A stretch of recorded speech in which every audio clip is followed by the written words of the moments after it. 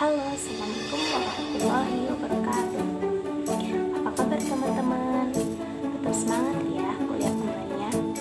Jaga kesehatan selalu, stay at home.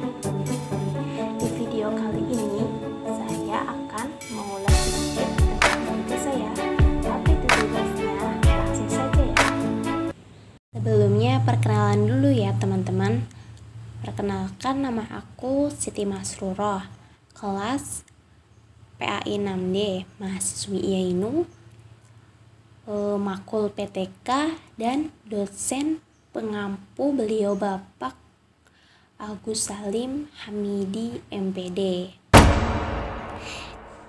Di sini kita akan membahas tentang tata cara membuat judul proposal riset PTK. Selanjutnya akan saya jelaskan di slide berikutnya. Nah, misal kita akan menggali tentang judul riset PTK,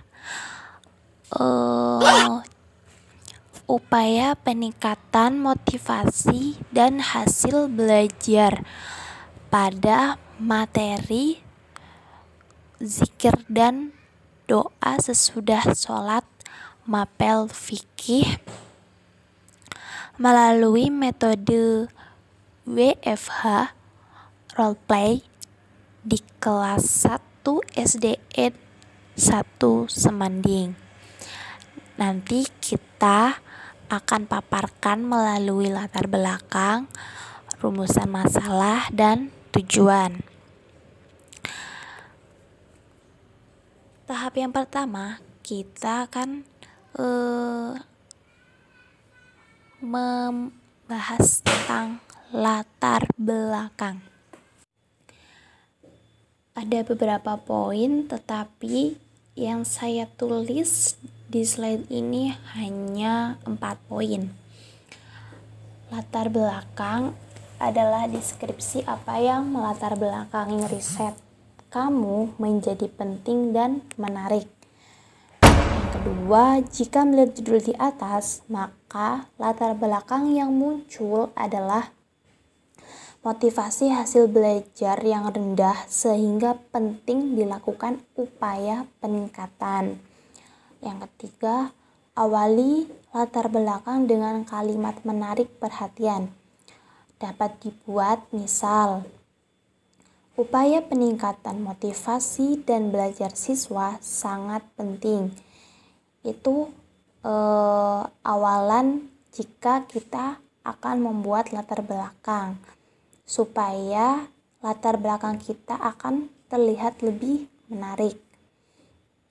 Lalu yang keempat, akhiri latar belakang dengan alinea yang memuat betapa pentingnya riset terkait upaya peningkatan motivasi dan hasil belajar. Jadi di slide itu diterangkan bahwa jika akan mengakhiri alinea latar belakang itu bisa menggunakan kalimat tadi, yaitu pentingnya riset terkait upaya peningkatan motivasi dan hasil belajar. Untuk selanjutnya yaitu tentang rumusan masalah. Kita langsung saja ke slide berikutnya.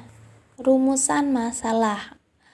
Coba pertama kali mendengar rumusan masalah, apa yang ada di benak pikiran kalian? Rumusan masalah biasanya kalimat pertanyaan yang bersumber dari latar belakang dan akan digali jawabannya dalam riset kita. Jadi rumusan masalah itu bentuknya adalah pertanyaan yang sumbernya dari latar belakang yang sudah kita buat dan jawabannya akan digali dalam riset kita. Karena ini riset PTK, penelitian tindakan kelas, maka pertanyaannya khas model PTK dengan menyatakan siklus. Misal ya, saya kasih contoh.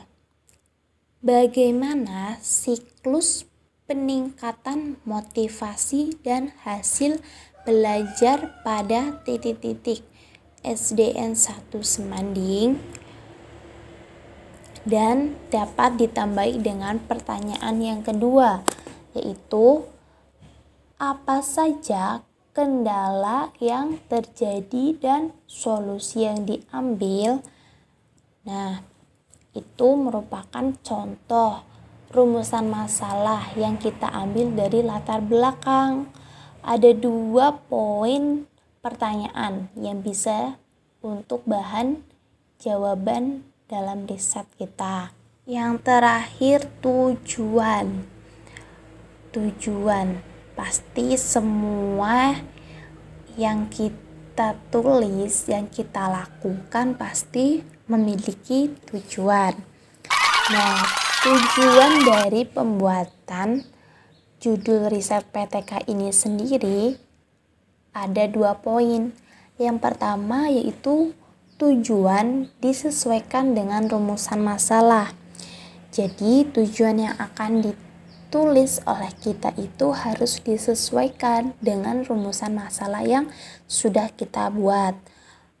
Yang kedua, jika melihat rumusan masalah di atas tadi, maka tujuannya adalah yang pertama, untuk mengetahui siklus peningkatan motivasi dan hasil belajar titik-titik SDN 1 Semanding, dan yang kedua untuk mengetahui kendala yang terjadi dan solusi yang diambil.